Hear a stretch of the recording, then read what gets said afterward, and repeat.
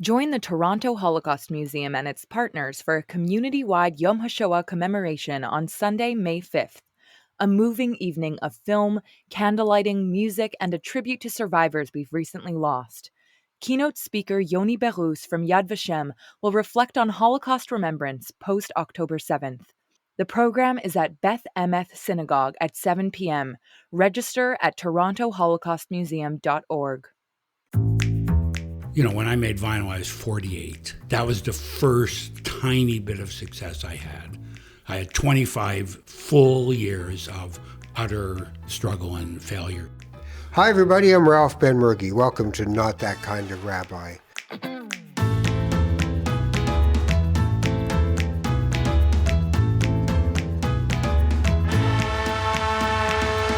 In case you've never listened to this program, I'm not a rabbi. I am an ordained spiritual director, but I'm not a rabbi. And if I was a rabbi, I wouldn't be that kind of rabbi.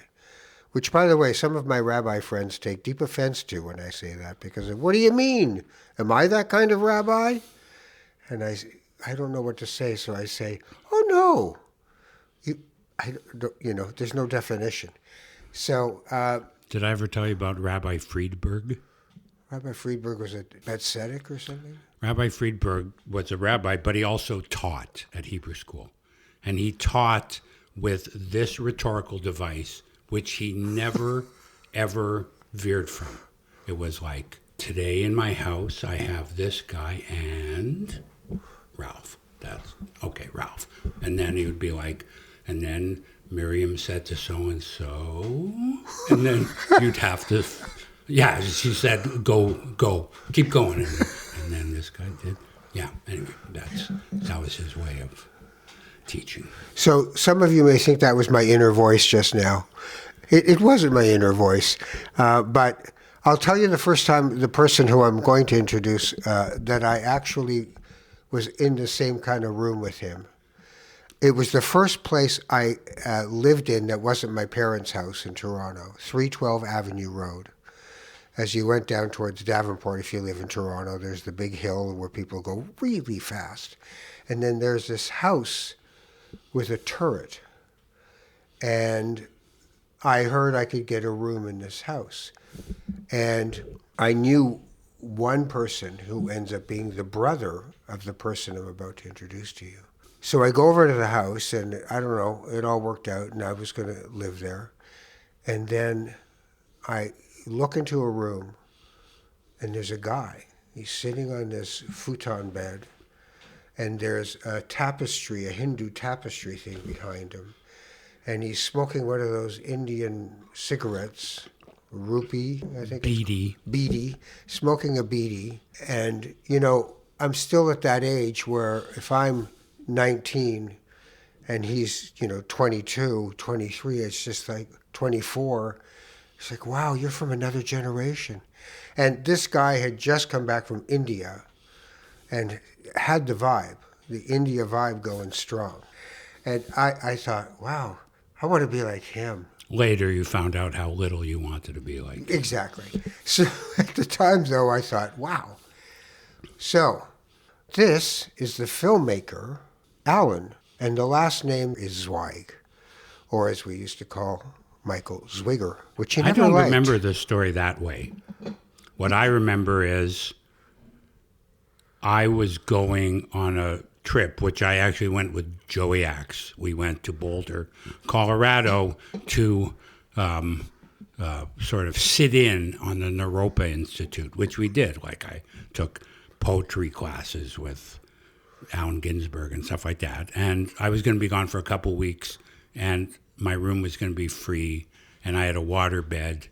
And I thought you and your then girlfriend would enjoy spending a couple of weeks in my room with the waterbed. That's how I remember it. Okay, now I remember that. But then I do remember you in a very South Asian pose. Well, I mean, yeah, it is weird because, of course, I have stories that go along with that involving girls in that house.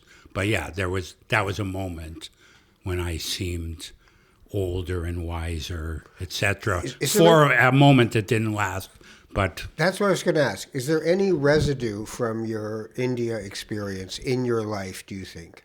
oh yeah, there's a residue in that. In this past fall, it was 50 years ago that I got to India, and I am in touch with the people that I went to India with, including two girls from Texas who were very important to my coming of age story, and then the two guys that are there in Vancouver and Salt Spring Island. Yeah. And interestingly, you probably can relate to this. When I said the five of us should get together, because it was a life-changing experience. You could easily make a movie about it. One of us ended up in prison in Iran for trying to smuggle hash. One of us had a kid. One of us had a schizophrenic breakdown on the beach in Goa, and I had to put them on a plane back to Toronto. One of them said, kind of like, I remember this as a line of dialogue from a film that I always remember this. The guy said, "A long time ago, I knew you for a very short time." Mm-hmm. So for him, it was like, yeah, lots of things have happened in my life. That's not such a big memory for me, but for me, it's the was your dad in the war? No. Okay, so that I compare it to that. How did my father go overseas to war, have his friends die, fly in planes over Germany? You would have PTSD and be dining on those stories for the rest of your life. And he never said a word, except he said, "I never shot a man in anger." That was all he said. So I'm just saying, this is 6 months of my life when I was 21, and I know it changed my life. So what did it do? I was on the Jewish route to law school. In grade 13, I read On the Road and kind of like, okay, I got to get off this road to law school. But I didn't get off the road to law school. And then I said, okay, I got into Osgood and said, okay, just give me a year. I think if I'd gone to where I was thinking of going, like England and Switzerland and Amsterdam and stuff like that, I would have come back. Right. And gone to law school. But going to a totally different culture, right. On the road to India, I was like, okay, I don't have to do this for the rest of my life, which I certainly didn't. But I don't have to do that. But you had a bit of a dharma bum thing that you could go, life doesn't have to be this way. Yeah. We can look at it differently than the way we look at it in I the think West. and it happened, you know what? I think it happened. I named those two ladies, Lisa and Jenny. I think that they were like older sisters. Again, you say they were like 2 years older than me, but they were from Texas. And I've found, maybe you've found this, that the people I met on the road from very repressive places like Texas and Germany, if they escaped that, those were the truly coolest people you ever met. I didn't have to pay any price in Toronto and Forest Hill to have long hair and smoke dope and whatever and be cool. There was nothing pushing back against that. But they had a big pushback, you can imagine. And they liked me, and they encouraged me to be myself. They accepted me in some way, like what I was presenting to them. And then it was like, oh, I could make a meal of this story, I'm telling you, but why did I need that acceptance? Why didn't I have that acceptance? I don't know. Right. But I didn't. Right. Just put it that way. I didn't think I was allowed to be this version of myself. So you went to Sheridan. Yeah, I went to India again. Yeah. The next year because I didn't know what to do. I figured I'd go to York. I went to York and I spoke to this guy there, and he said, well, I used to work at this place called Sheridan in Oakville. It sounds more like what you want than this. And so that's why I went there. That definitely changed my life again because York was a full-on, we make narrative films, period. We make Hollywood films. And some people who went there, like James Orr, et cetera, did. Whereas Sheridan, both the teachers were experimental filmmakers. So that changed that. So when you went to Sheridan, this is like, there's a lot of things where we intersect. So you start making films, and I've always wondered, why did you put me? You did The Boys, and Joel, our friend Joel, was in it, and Howie And David. Cooper, and David, and me. Why did you choose me to be in that thing? I don't know. The thing was, my idea was to do an improvised. There was no such thing as docudrama, but that's what it was. And I wanted 4 people that looked like they could be friends, that it would work on some level. I was just casting. Just boys hanging out. I was just casting, and it's like how he was. I think it was good casting. David was quiet. Joel was Joel. And yeah, and you were, I didn't know how much you would dominate, but that doesn't hurt the idea. Right. Right. So we did a few films together, but actually. what I remember is that when I finally finished the other film we did, which was, to say I was over my head, like that's really not intense. even that's not even worth saying. The other thing that's interesting about the other film we did, which was called Where's Howie, is that we made The Boys. We shot it probably in 1976, and we shot Where's Howie in 1978. In 1976, what you were wearing then, people wear now. But in 1978, you wore a sports jacket with a shirt with the collar over the shirt, kind of like leisure wear. Right. And it was like, that was 1978, period. Yeah, that was disco. like disco or something. Yeah. And so that film was deeply dated. Even by the time I finished in 1983, it was dated. And I do remember when I showed that film, your then wife said, well, I didn't like that film, but The Boys. Yeah. And that's true. The Boys The was Boys. a good film. Even to this day, I think it's still, Yeah. I don't How wanna long say is it, I'm like proud of it. 23 minutes? 24 minutes. Yeah. And that had that was an incredible, like when I was in the editing room cutting The Boys, I made a cut that I really liked. And that was when I caught the bug right there. Oh. And if you'll remember, so it's just a coincidence. I lived at St. Clair and Christie, and the Mr. Donut at St. Clair and Vaughan had just opened. Was it Pendrith you lived on? No, I lived on. It was Ashworth. Ashworth. That's right. And so I said, let's go to the Mr. Donut that opened, and we went, the 4 of you. That's right. And we shot, and I think we did record some sound, but there was just a shot when you guys were waiting for it to start. And when I saw that shot, it was like, oh my God, this is like, even at that time, I thought a lot about endings, and it was like, that was a great ending. That was just a gift from God. All night long, we're trying to figure out what we're going to do tonight, and we do nothing. And we're sitting there in a coffee shop. So bored at the Mr. Donut. But anyway, yeah. I love it. So I heard that you want to do, I'm not sure you want to, well, I'm never sure you really want to do things. Because sometimes you're just like, I don't know, and then you do them. Right. Right? Is that a defense mechanism in case you don't get to do it, or is it really that you got to get pushed into the pool? It's more that, yeah. I mean, it's you know what it's like. I mean, there's half of you thinks this is going to be horrible. How can this work? This is a very bad idea, and the other half says, yeah, but you've had other bad ideas and you pulled them out, right. And so. You start from a bad idea? I think that my ideas for docs are all. I had one good idea, and then I got really lucky with I had a bad idea for how to make it, but I got really, really lucky. And with which one? This Hurt, the film I made about Steve Fogno.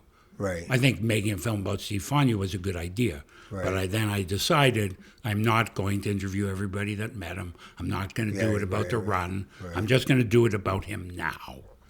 what happened to this guy 30 years later that his life fell apart. I'm going to film him now, and you're going to see somehow in the present everything that ruined his life. But that was the only, and that was also just interesting. I just remember, because I'm starting to edit another one now, that was the easiest one to edit. That was...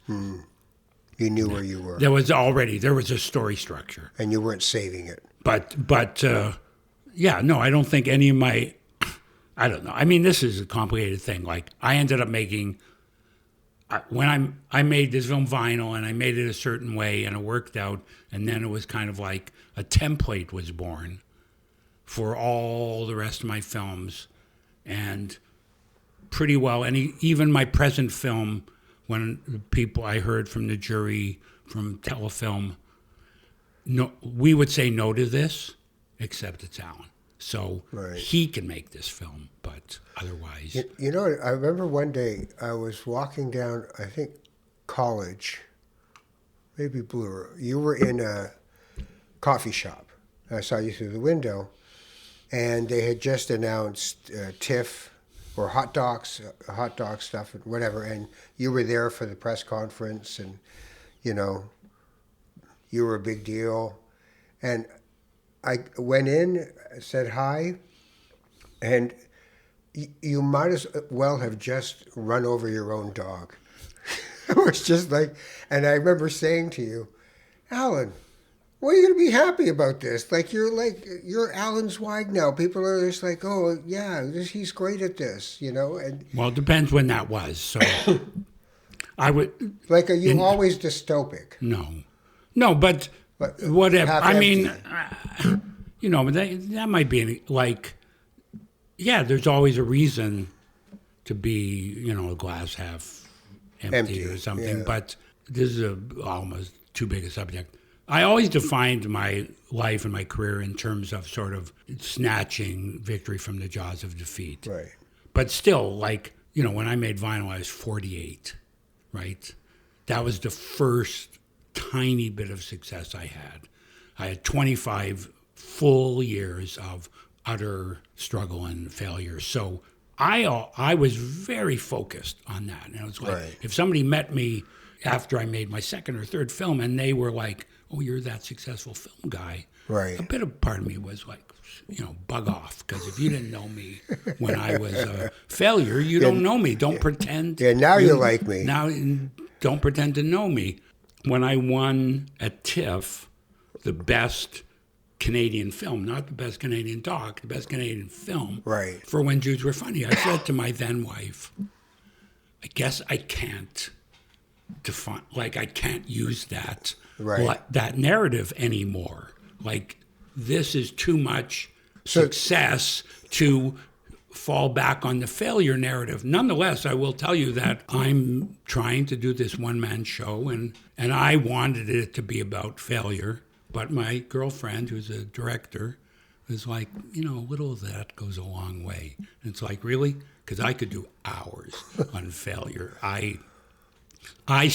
So there's a part of me that will never stop remembering that. Even now, like, I'm making a film about suicide, and a big part of my whatever is like, well, I didn't kill myself, you know, kind of like, I didn't kill myself then.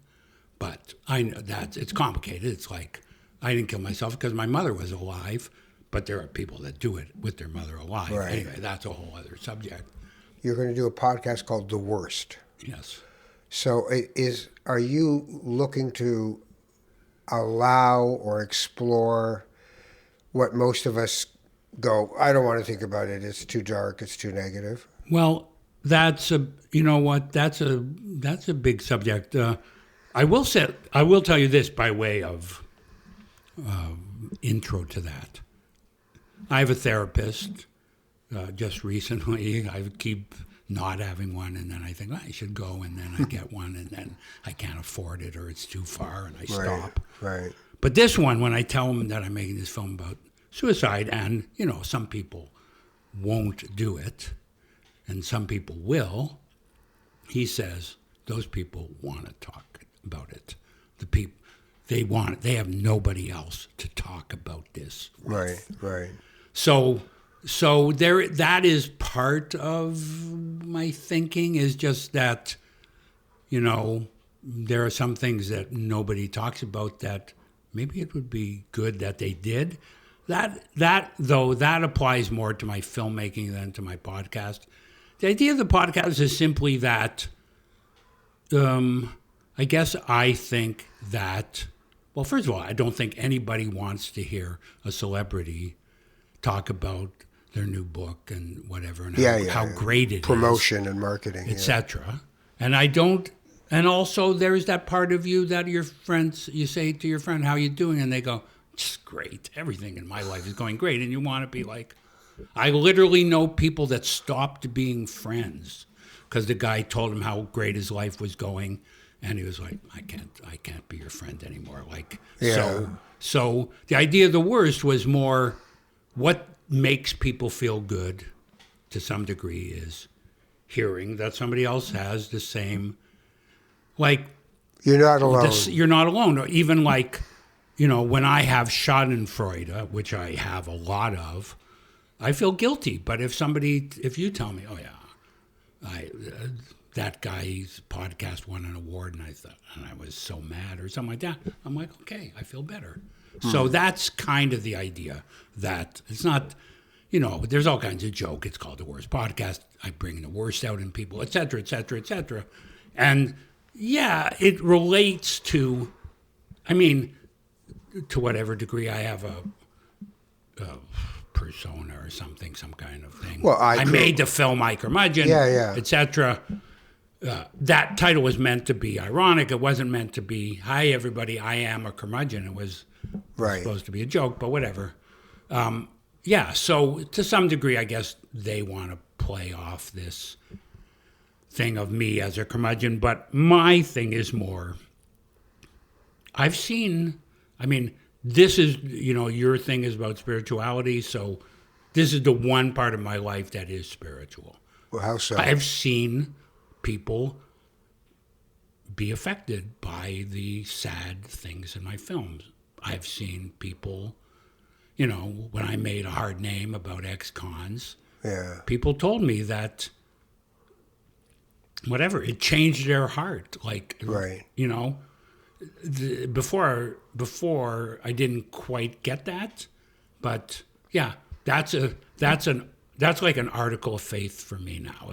If when I ask you to be in your film, okay, you don't in my film, okay, you can say no, but I really want to encourage you to tell your sad story because other people, it'll be good. Yeah. For other people, that's what people need in a way. They need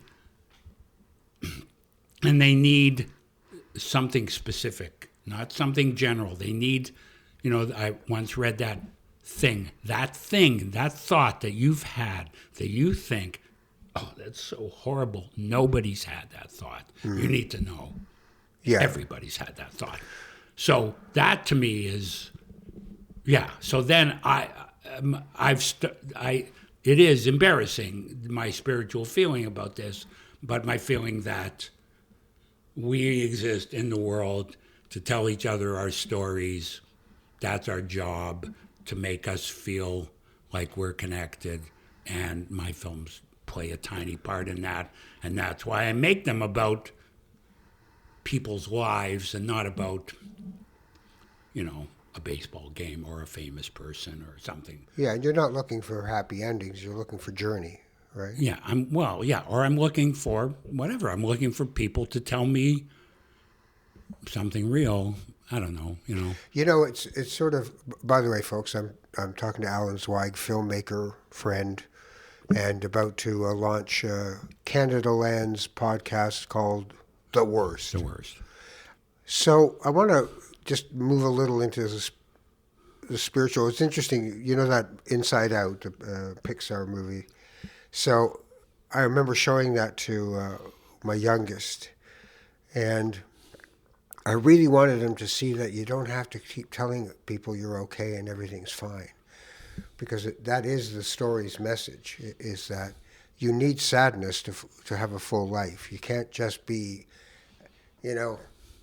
pull up your socks, go get them. And I think for kids that's really an important lesson, because otherwise I guess we just take our sadness out to the backyard, bury it, and pretend we're not that, because those people are not succeeding with life, right? So when I think of how that can become part of a spiritual journey, is the spiritual part for you the sharing moment where we're vulnerable? Because I know in some of the work I do as a spiritual director, you have to move people towards sadness, and also the other part is towards death. I remember I once wanted to do a multi-part series for the CBC when I was working there, and I went to pitch it, and they said, well, what's it about? And I said, death. And they said, what? I said, death. Death, the music of death, the burial rites of death, the food of, like all of these things about death, the afterlife. And the first thing they said was, well, who's going to sponsor that? And that was pretty well the end of the meeting, because anything dark. I pitched a film about death a few years ago. Right. It's definitely a good subject. And what they said, well, the person I pitched it to had a cancer scare, and they're like, no. Really? Yeah. They even said that they regret that. They even made a disparaging remark about Alan King's film Dying at Grace. Right. Like, I wish I'd never seen that, or something like that. Wow. So we're death phobic. There's no doubt about that. Yeah, that's part of the reason I wanted to make it. And I was actually hoping that my fear of death might mitigate a little bit if I made a film about death. Are you somebody who's, when we die, that's it? Yeah. We're just compost? Well, that I don't. That might be true. Like I don't. The other. Yeah, I don't know. I don't know. Yeah, my like whatever. That it's the funny thing about that. I'm sure you understand this is like, the other thing of my identity is that I'm an old dad. So I was almost 59 when my daughter was born. Right. So part of the thing is you got to put as much in her as you can, pack it in, right, so that if you die when she's 18 or something, she will be full of you. And yes, unfortunately, one of the things I packed in was sarcasm, which is coming back to I do the sarcasm. But, I have two sets of kids, and the second set, I was 50 and 53 when they were born. And all through this time, one's now 18 at university and the other one's 14 in high school. And the other two are 37 and 34. So all through this time, people always say the same thing to you. Keeps you young. And I always say, no, it doesn't keep you up young. It just makes you not want to die. There's a difference. Right. You don't want to let them down. Like when I had cancer, no scare, when I had cancer, my youngest was 2.5. Right. And I'm reading him, I Love You Forever. And I'm thinking, if this doesn't work out, I'm just nothing to him. I evaporate. I'm just someone they tell him about, and he has no actual understanding or memory. So it does bring an urgency to life. But I think that's a good thing. Anything that makes us grateful it keeps you is young. good. It keeps you young only in the sense that by 65 or 66, you could possibly walk around less. But when you have to chase a kid, my one-man show is about being an old dad. And I do have a story about playing this game with my daughter where you chase her and then she runs ahead of you laughing, and then you run up behind her and she hears you and she laughs and runs ahead. And this day where turned out she had a gear that I didn't have anymore. Right. And then she's running towards the road cackling. And now I have to actually run, or my version of running, which is just, I wish I had a sound engineer, it's just like banging the pavement, boom, boom, boom, boom. And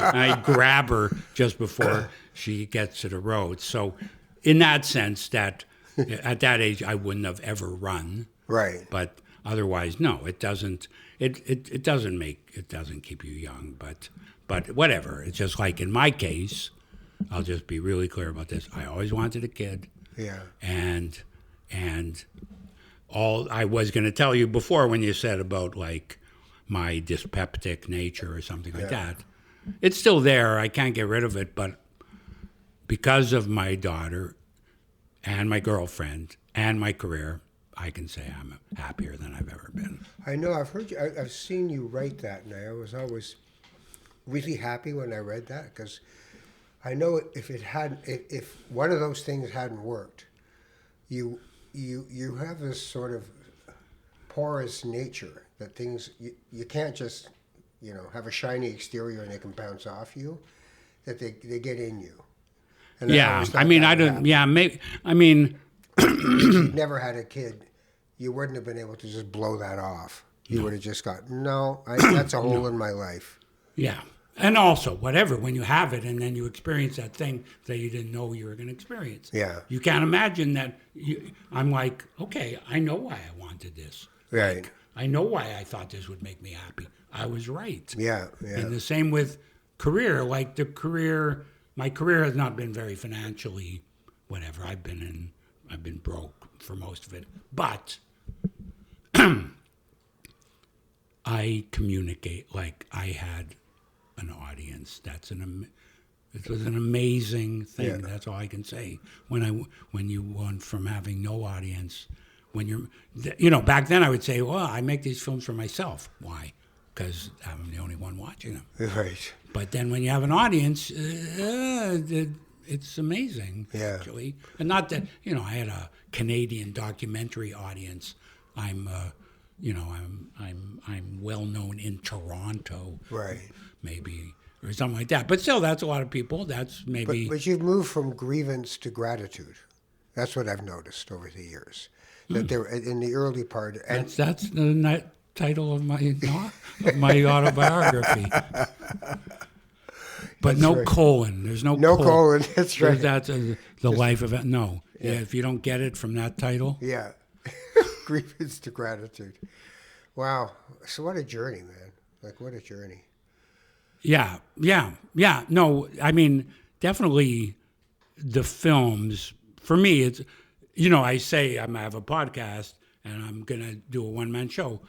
I don't know if the one-man show will help him, but that's part of the thing is like, I just wanted to make films and I didn't even know why I wanted to make them. I just thought it was cool. And then I made a cut and I just liked making something.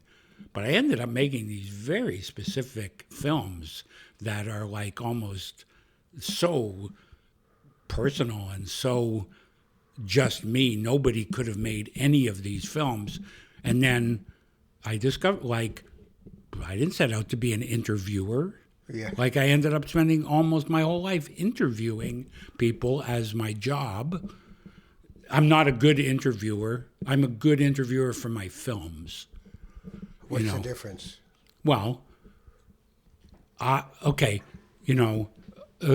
this is what happens. My editor, I'm working with an editor who's never worked with me before, and she's looking this interview is 3 hours, and I'm like, well, okay, I should have told you. Like, in the first hour, I usually get 80% of what I need, but I'm kind of like relentless or not. I'm like, I know there's more there, and so I will try everything to get more, and that sometimes includes talking for 15 minutes until they interrupt me and say something. So I will talk for 15 minutes to get squeeze that last thing out. Yeah. That wouldn't work on this. That wouldn't work. And I don't know if that'll work on my podcast. In my podcast, they are allowing me to not be an interviewer in a way. Because I always say, I don't interview, I have conversations. I interrupt the guests. I can't stop. Like, I can't. Yeah, well, it's not. So I'm not a good format. interviewer. John Sawatsky used to teach interviewing at CBC. And I have a story about him. Oh, okay, I want to hear it because I took his course twice. The second time was only 4 months later. He's like, "What are you doing here again?" I said, "No, I got to get this," and he taught me format and structure that I always have internalized, which was 3 elements to an interview: foundation, pursuit, and mop-up. Okay. right? So you start with, why do I want to care about this person, right? Why am I in this relationship with this person here? And it could be someone I've never met and don't know. Mop up yet? We're in mop up. So in pursuit, then you start, truly listening and taking cues from what's being said. And then in mop up, you can just throw anything at it. And what you're saying is that last 2 hours was mop up. Right. Right? So one of my childhood friends is Joe Solway. Who's just retired from the CBC. Yeah, and son of Larry for people who go that far back. So Joe used what was to What work, was the CFRB, what was it called? Oh, God, I can't remember what it was called. I used to listen to it all the time. Speak Your Mind. Yeah. Speak Your Mind might be. So I used to call it Shoot Your Mouth Off. Joe booked me a few times on Metro Morning, a couple of times when Andy Berry that was there, and also when Matt Galloway booked me when I had a film at Hot Dogs. Right. And one time he said to me, I don't think he said Sawatsky, but he said, "You break all Sawatsky's rules." Right. And I was like, "Oh, okay. So I know this guy exists." Yeah. And I'm not surprised to hear that. Give me an example. And he said, well, Sawatsky would say, ask open questions, and Right. you ask closed questions. And I'm like, well, what does that mean? He's like, well, Sawatsky, your child is sick. How does that make you feel? That's an open question. And you would say, your child is sick. You must feel like shit. Yeah. And I was like, yeah. And I'll tell you know what? I'm glad I don't follow Sawatsky's rules, because when people ask me open questions in interviews, it makes me mad. It's like, my child is sick. How do you feel? Fuck you. Like, what the fuck do you think I feel like? Like, if I say to you, your child is sick, you must feel like shit. It's not like you feel closed. No, I feel okay about it. So, no, but then I have to answer your idea of how I should feel. And you're on the wrong track when you start prescribing and the answers start with, well, no, I wouldn't say that. Okay, well, you know what? Right, then you've closed off avenues and they're trying to find their way back. You go sit there with Sawatsky. I'm glad I didn't. I'm glad, you know what? When I started making these films, people started little by little telling me what I was doing and how I was breaking rules, lots of rules. Right. And I didn't really understand what they were talking about until one day I was interviewed. And then the guy said something like, not exactly this. What did you have for breakfast? Bacon and eggs. Okay, Alan, you don't understand. My question's not going to be in the interview. So you have to say, for breakfast, I had bacon and eggs. Okay, let's do it again. Oh, right. And it's like, for breakfast, I had bacon and eggs. And then I was performing. And then I knew I'm never going to make anybody do this in my... But you're off camera and you have voice up when you do stuff, too. That's the difference, right? I work with the same sound man, but when I don't work with the same sound man, I say, I'm mic'd. Right. Now, there's lots of problems with that, and to this day, I've been doing it for 25 years, and people still say it's a mistake for the interviewer to be heard. And it's like, no, I think it depends. It's okay. Okay, I get what you mean. I know what that's based on. Some idea that there is not a person there and there's not a crew there. I don't care if you know that there's a person or a crew. I don't even know why that's a thing. Like, right. That illusion. Anyway, so I'm just like... It works for you, though. It works for me in my film. Sawatsky and nobody at the CBC would hire me.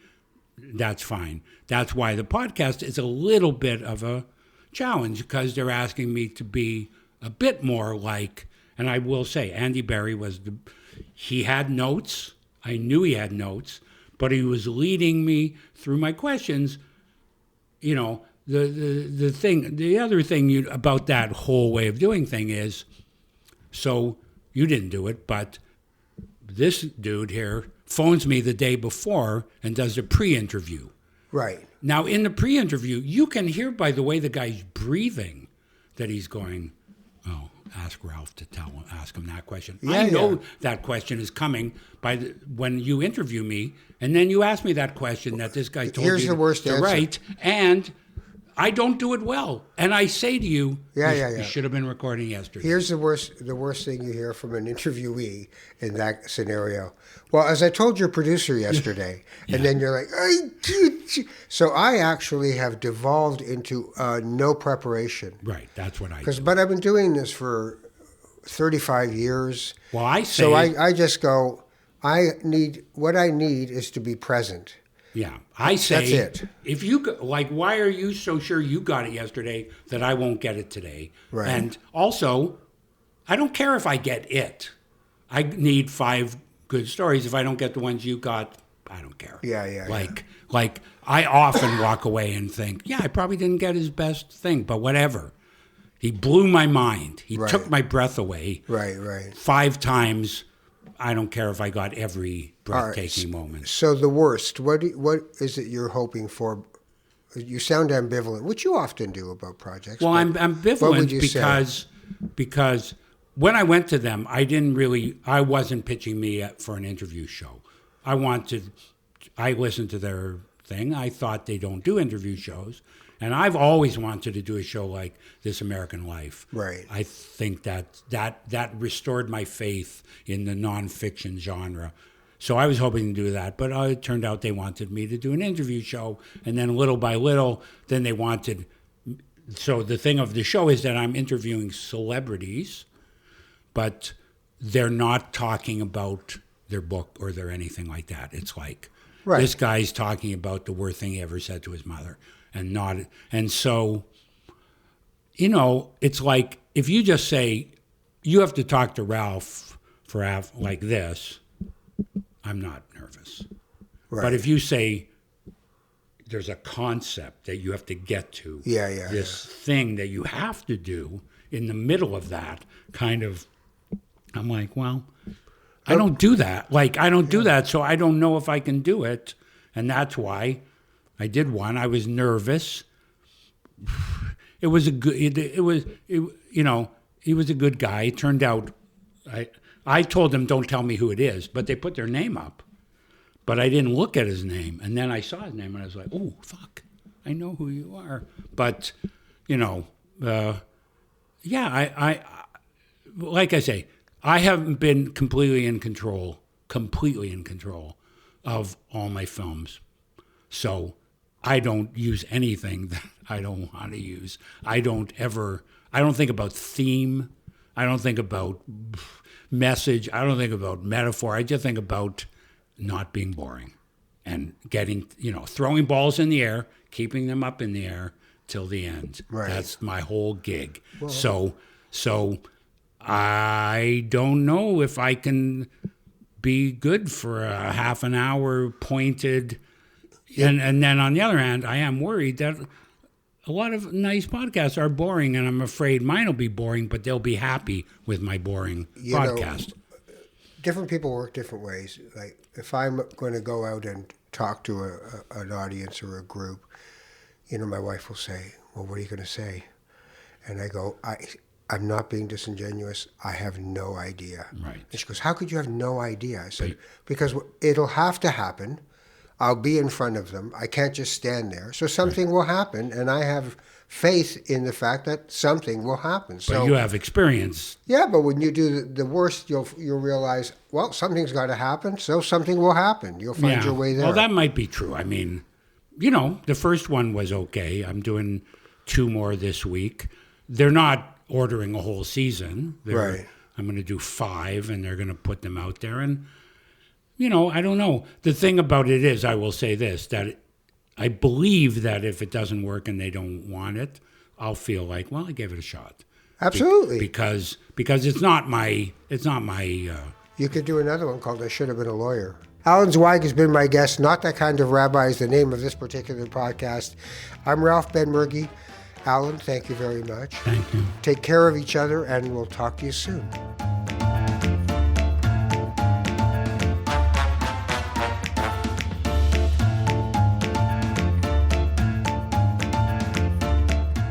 Thanks for listening to Not That Kind of Rabbi. If you enjoyed your time with us, we'd love for you to subscribe to this show wherever you listen to podcasts.